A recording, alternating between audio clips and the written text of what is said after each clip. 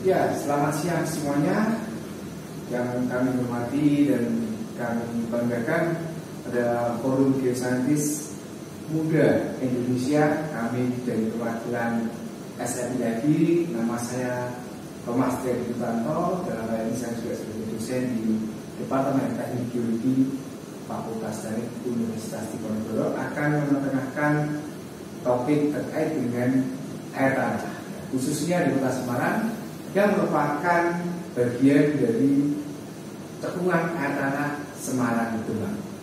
Nah, pada kali ini apa yang ingin saya sampaikan yaitu terkait dengan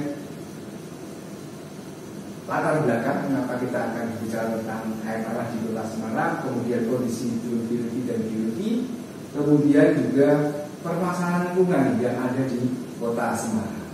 Nah, terkait dengan Semarang itu sendiri, kita juga harus tahu lokasi di mana di Semarang. Sebenarnya Semarang ini terletak di tengah Pulau Jawa, ya, khususnya terletak di antara Jakarta ya, ke sebelah timur dan Surabaya ke sebelah barat, kemudian juga diterjang dari Yogyakarta dan Solo di ke bagian utara. Jadi Semarang ini terletak memang berada pada bagian tengah di Pulau Jawa. Nah, selain itu Semarang juga sebagai ibu kota provinsi Jawa Tengah, di mana memiliki semua fasilitas ya, pendukung, mulai dari bandara, mulai dari stasiun, mulai dari pelabuhan dan juga terminal bis, ya, sehingga memang semua transportasi ditunjang sangat lengkap ya untuk di Kota Semarang. Nah, kemudian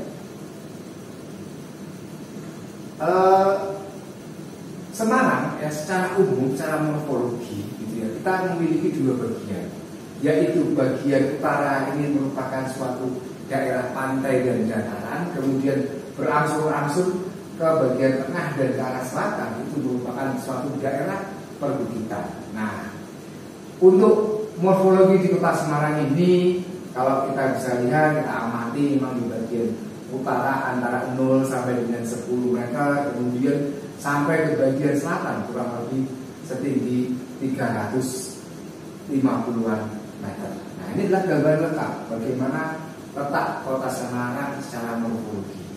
Nah, kemudian bagaimana terkait dengan penggunaan air ya. Ini ada gambaran terkait dengan penggunaan air di Kota Semarang dan juga populasinya. Seperti kita ketahui bersama ya, Semarang ini memiliki populasi hampir mencapai 2 juta ya, kurang lebih 1,7 juta penduduk ya. Dimana kalau kita lihat dari grafik yang pertama ini terlihat dari tahun ke tahun ya, dari tahun 95 sampai dengan 2019 selalu meningkat, sehingga akan menjadi ya, stres bagi kebutuhan air. Jadi kalau kita lihat di grafik, ya, di grafik ini kebutuhan air ini juga meningkat ya.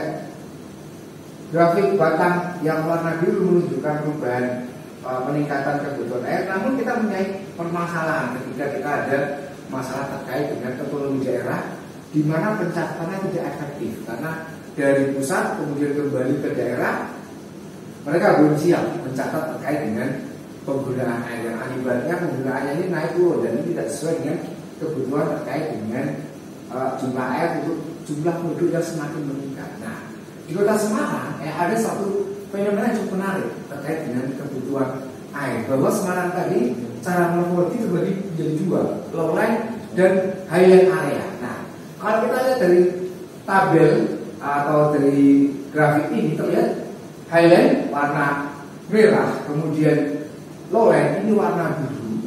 Dari awal lowland ini karena padat penduduk, kebutuhan terkait dengan air dan juga jumlah penduduk naik terus.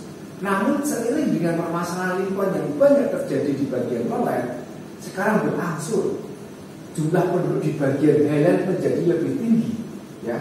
Dari tahun 2016 sampai dengan 2019 ini, jumlah penduduk di Kota Semarang khususnya di bagian perbukitan itu menjadi semakin tinggi dibandingkan dengan di daerah lowland. Mengapa itu terjadi? Ya karena banyak permasalahan lingkungan. yang terjadi di Kota Semarang, sehingga mereka beranjak berpindah dari daerah lowland ke daerah highland. Nah, yang akibatnya ini kita lihat ya, tadi sudah saya sampaikan terkait dengan penggunaan air tanah yang naik, kemudian jumlah sumur yang terdaftar, yang terregister di Dinas ESDM Provinsi Jawa Tengah juga mengalami kenaikan. Nah, ini dropnya ini karena kita mengalami kebijakan terkait dengan politik ya, otonomi daerah. Namun setelah berangsur stabil, jumlah sumur yang terregister ini adalah sumur bor dalam ya, yang telah terregister itu naik terus. Ya, bahkan kalau kita lihat stabil mencapai 1.200 ya, sumur yang terregister di wilayah Jawa Tengah, khususnya di cekungan air tanah Semarang Rembang. Ya. Nah, kemudian kalau di Jawa Tengah itu sendiri sebenarnya kita punya berapa cekungan sih? Ya. Jadi kalau kita lihat di Jawa Tengah kita memiliki lebih dari 30 cekungan air tanah, ya, kurang lebih 31 cekungan air tanah yang terletak di dalam kota, ya, terletak di dalam kota kabupaten itu sendiri, atau dia melintasi kota kabupaten ya, seperti cekungan Semarang Demak ini meliputi kota Semarang, Kabupaten Demak, Kabupaten Grobogan, atau yang lintas provinsi ya, seperti cekungan yang ada di wilayah Purworejo, Kebumen ini karena berbatasan dengan provinsi DIY ya. Kemudian ini juga ada ya yang lainnya, kalau kita lihat juga dengan berbatasan dengan provinsi Jawa Barat gitu ya. Total wilayah di Jawa Tengah kurang lebih sebanyak 31 cekungan air tanah gitu ya. Totalnya ini yang lintas kabupaten sebanyak 19 ya, cekungan air tanah Semarang Rembang ya, ini wilayahnya ya. Kemudian kalau kita lihat dari potensinya, salah satu yang cukup besar potensinya di Jawa Tengah, baik dari akuifer bebas maupun akuifer tertekan. Nah, namun juga perlu saya sampaikan dulu, apa sih cekungan air tanah itu? Ya, cekungan air tanah itu adalah satu wilayah yang dibatasi oleh batas-batas hidrogeologis. Batasnya apa? Batasnya adalah adanya supply ya, atau daerah recharge ya. Kemudian adanya daerah pengaliran dan adanya daerah discharge atau luaran ya. Jadi kalau kita lihat misalkan seperti ini gitu ya, ini ada muka air tanah gitu ya. Nah, ini ada yang masuk yang berasal dari proses presipitasi menjadi infiltrasi di dalam, kemudian ada yang aliran ya, aliran ke dalam tanah ini, kemudian ada yang keluaran ya.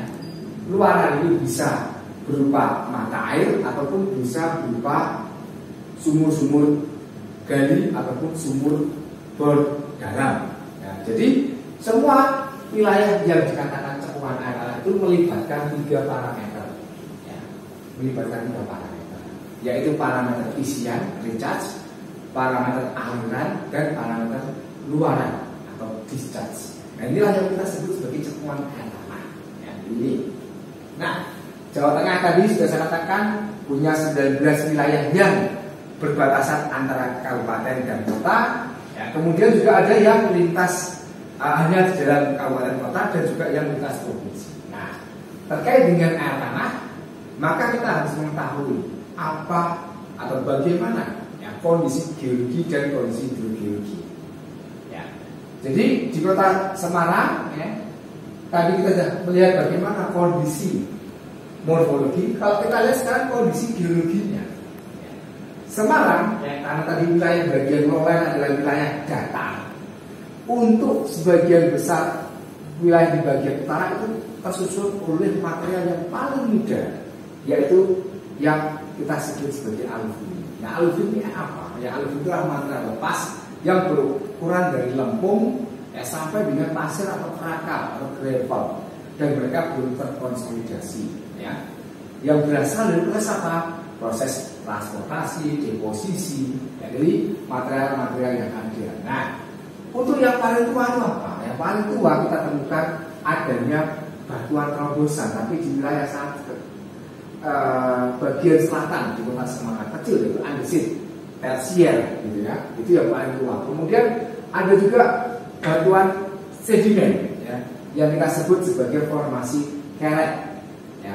Formasi kerek ini tersusun oleh material yang berukuran lempung, ini batu lempung dominasinya.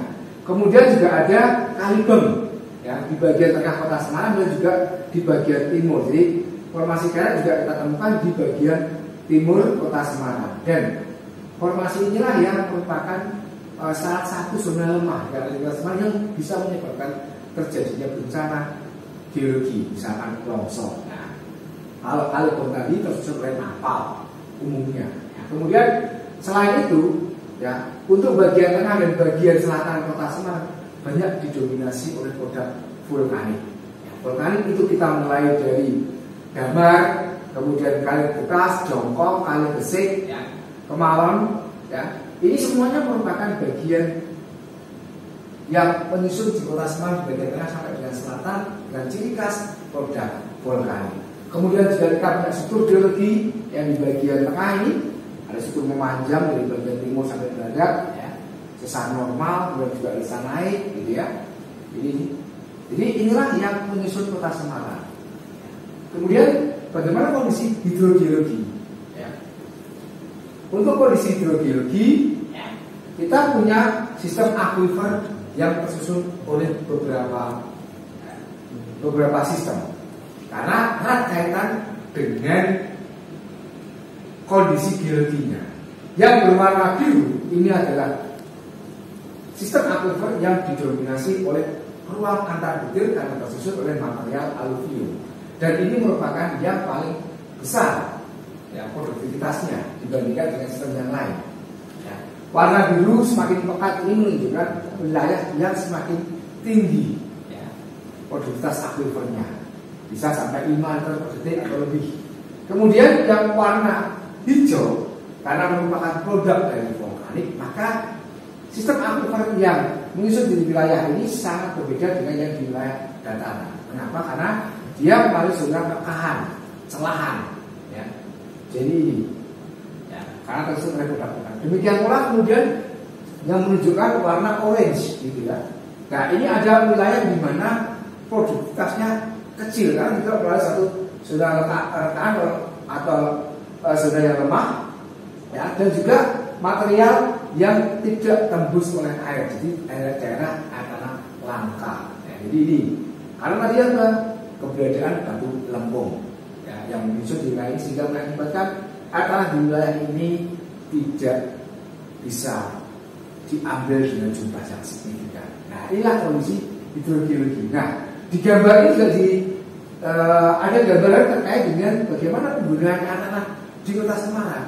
Air tanah di kota Semarang itu sudah lama dimanfaatkan baik berupa sumur gali maupun sumur bor, ya. Itu pertama kali sumur bor yang ada di wilayah kota Semarang itu dibangun pada tahun 1871 zaman kolonial, dan sampai saat ini sumur ini masih ada, ya, menunjukkan memang produktivitas akuifer yang cukup baik di wilayah bagian utara kota Semarang.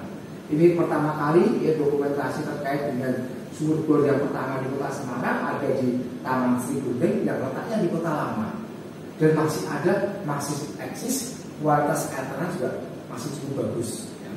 Dia tidak terkena dampak dari pengaruh, ya, adanya air laut masuk ke wilayah sekitarnya. Jadi ini salah satu yang cukup bagus dan pada zaman dulu digunakan oleh masyarakat setempat, ya. Dan pada saat kita melakukan penelitian pun, ya, kita juga masih menjumpai sumurnya. Ini sumurnya yang terletak di kota lama, ya. Kemudian bagaimana kondisi hidrogeologinya?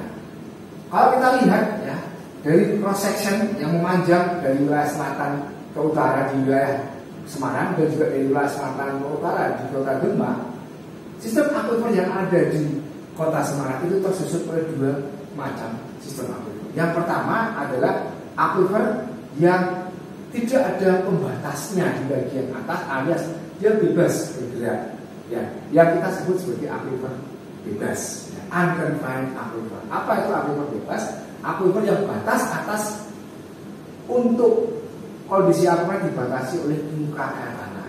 Dan karena dia memang dekat dengan permukaan, jadi garis-garis muka air tanah ini sangat dekat dengan permukaan. Kemudian sistem aquifer yang kedua yang kita kenal sebagai sistem aquifer tertekan. Apa itu zona terangkat? Karena ada lapisan di atasnya yang membatasi air itu untuk bebas bergerak ke bawah. Jadi ada lapisan impermeabelnya, lapisan lempungnya.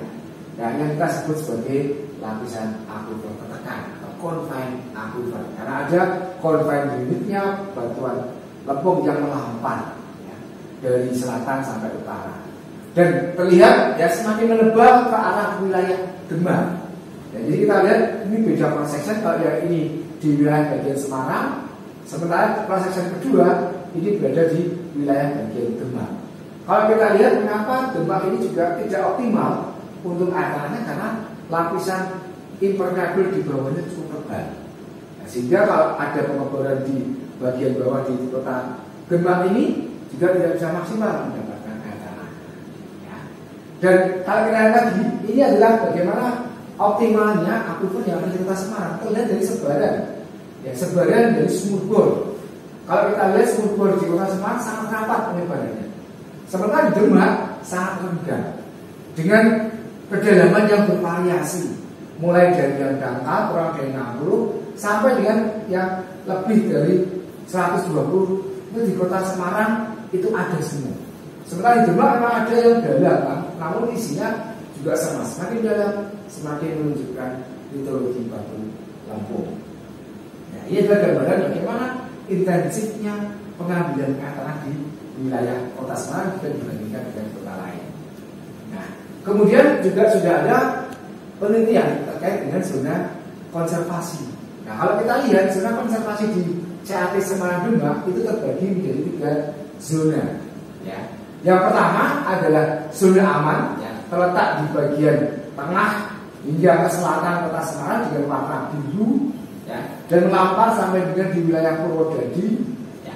Ini menunjukkan zona ini tidak punya permasalahan signifikan, ya, terkait dengan pengambilan air tanah. Artinya secara kuantitas dan kualitas wilayah ini aman untuk pengambilan air tanah.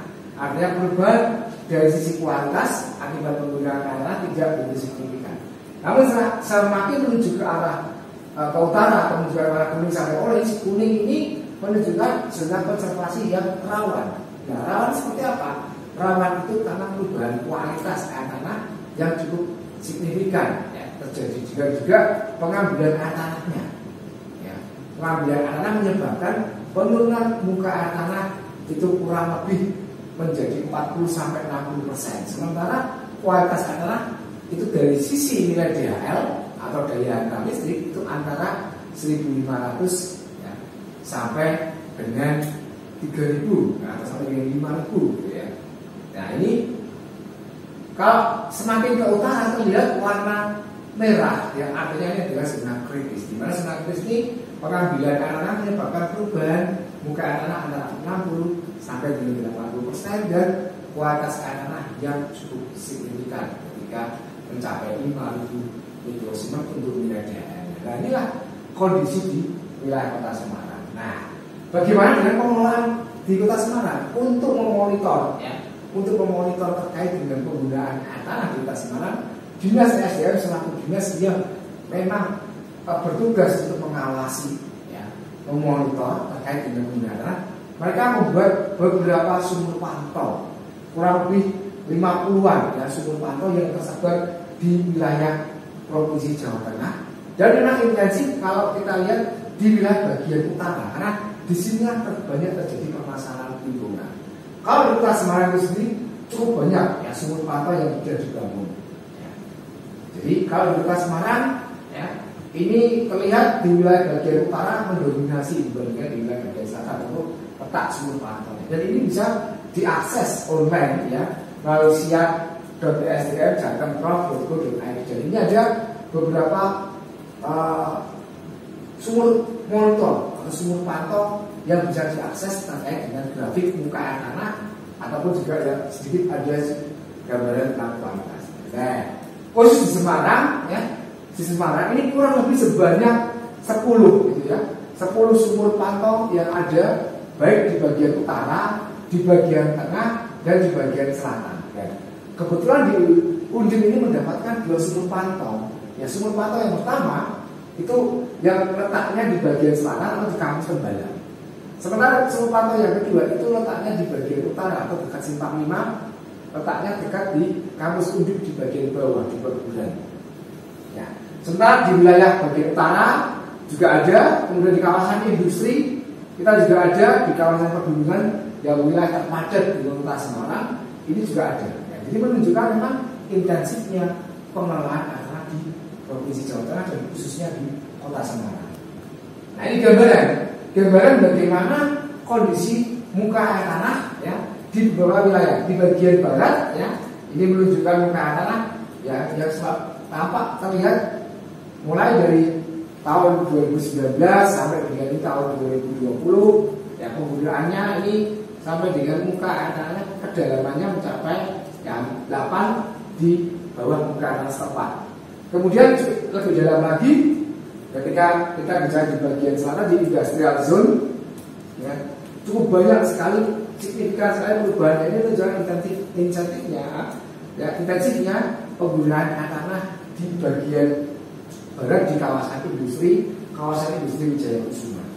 Kemudian bagaimana di bagian utara? Nah, kalau kita lihat karena sebaran dari sumur bor yang ada di Kota Semarang sangat banyak sekali, maka kita lihat muka air tanah di wilayah bagian Semarang, di bagian utara Semarang ini sampai minus 25 ya.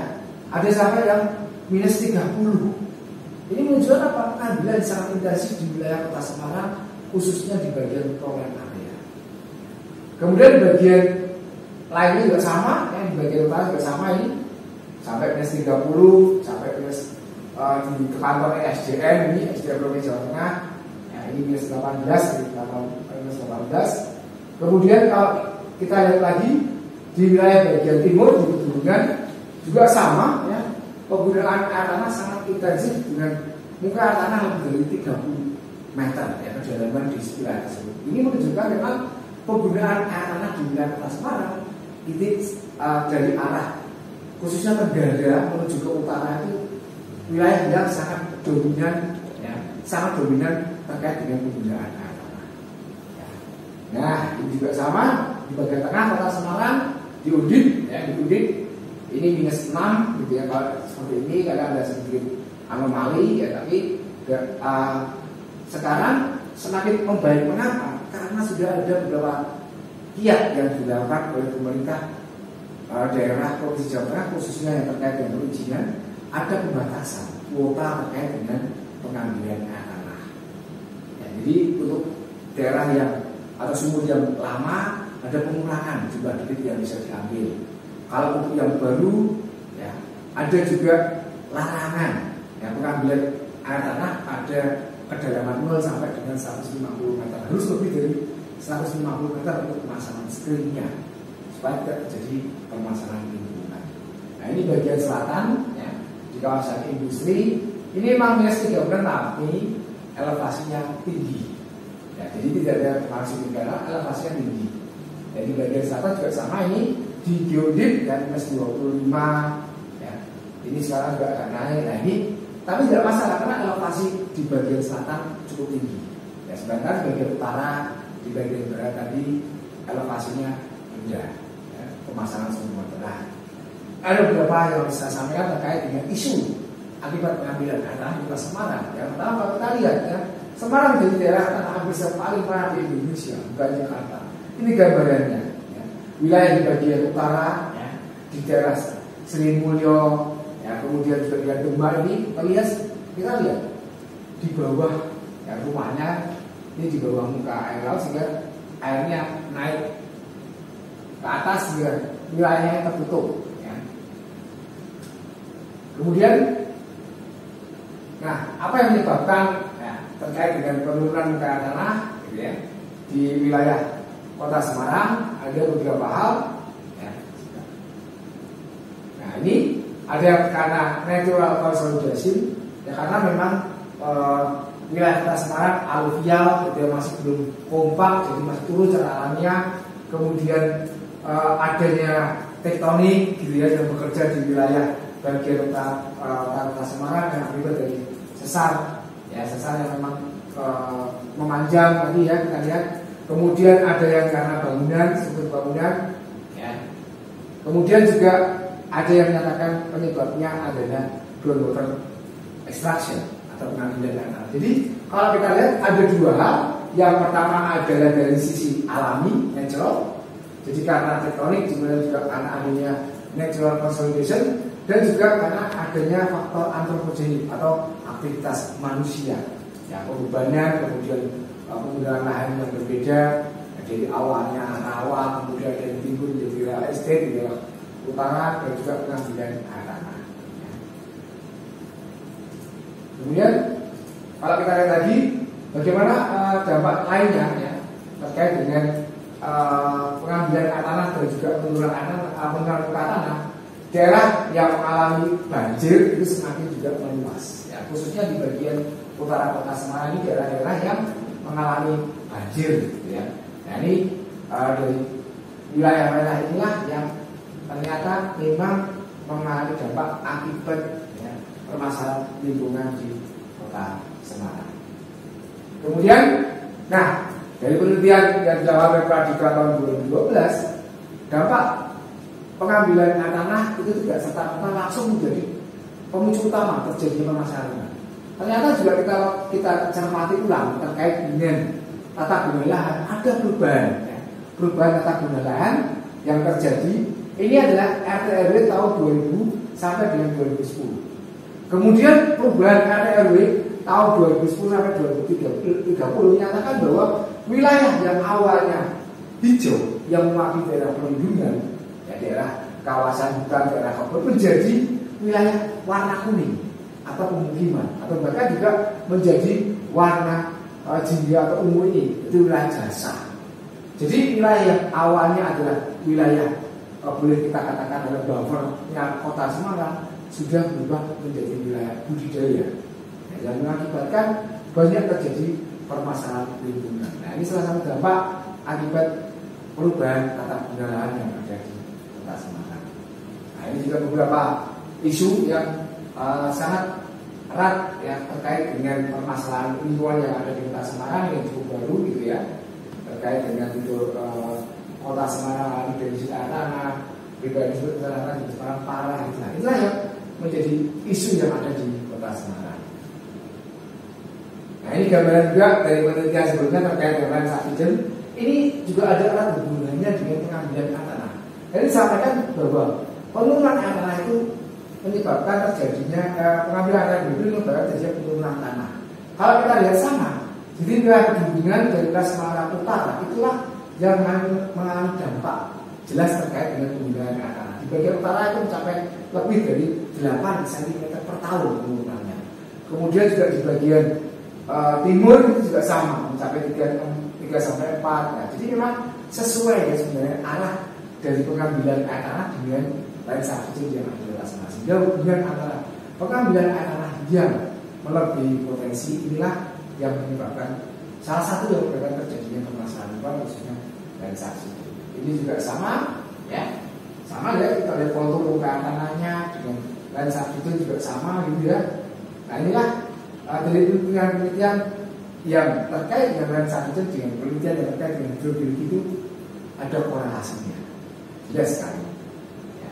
Ini muka air tanah, jadi memang bukan arah air tanah di Semarang ini dari selatan ke utara tidak, tapi dari wilayah tenggara menuju ke arah barat laut. Nah ini sama juga penelitian terbaru juga ya, sama ya sama. Bahkan ada dikatakan sampai dengan 15 cm per tahun gitu ya untuk wilayah dari kota utara kota Semarang. Jadi memang ya arah aliran air tanah itu mengikuti arah penggunaan air tanah, khususnya air tanah dalam gitu ya, dari wilayah bagian tenggara ke arah barat laut di kota Semarang. Dan ini juga penelitian yang kami lakukan ya di tahun 2018 yaitu publikasi di jurnal internasional gitu ya, Seawater Equation ya. Kalau kita lihat dari pengukuran 10 pengukuran yang ada di wilayah kota Semarang ya, ada resistivity ya dengan range yang sangat kecil 0,7 sampai 1,26 dengan kedalaman mencapai 25 meter ya. Inilah yang menjadi salah satu indikasi terjadinya seawater intrusion yang ada di kota Semarang melalui penelitian menggunakan geofisika eksplorasi.